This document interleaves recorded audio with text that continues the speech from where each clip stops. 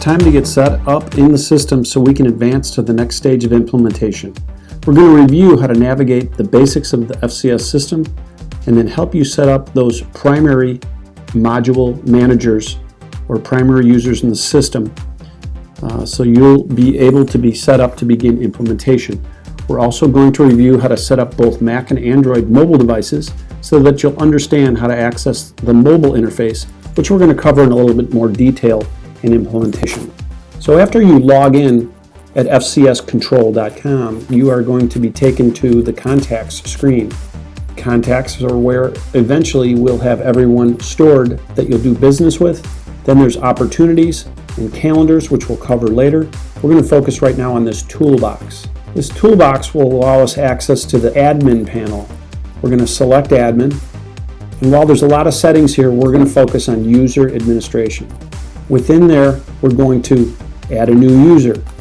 This will give us a screen where we can capture all of the information that's needed to be able to set someone up.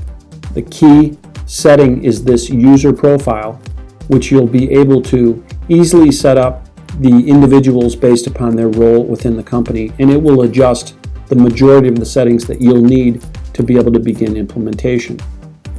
We're going to go back to the user list and actually drill in to an individual so that we can see some of those settings. As you can see, this individual was set up as a service manager. There's the name, there is the email.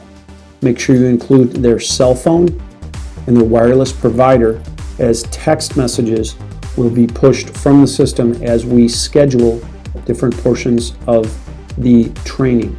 We need to indicate a value here for how many records are to be displayed per page. And it's always nice to be able to upload a headshot of the individual so that we can actually see them as we're going through the training process. Once again, most of these settings will be set up simply by selecting the user profile. When you're finished, don't forget to select Update User. After you set up your users, you should go into Toolbox Administration and make sure that each of the individuals that you place in there have access to all of the tools that they'll need to be able to do the implementation process. The simple way is to select All On, which will give them access to all of them when they log in. The primary tool that they're going to focus on is FCS University.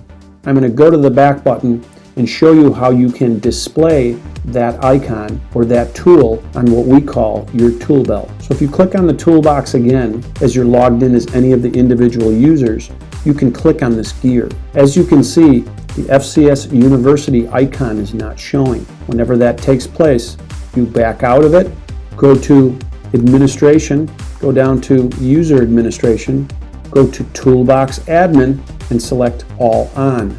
Now all of the tools will be available to them. So now when they go back to Toolbox, they'll be able to click that icon and then be able to select the FCS University icon and place it onto their tool belt. When you click back to Contacts, you'll see that that FCS University icon is there for them to be able to access at any time and get into the FCS training program.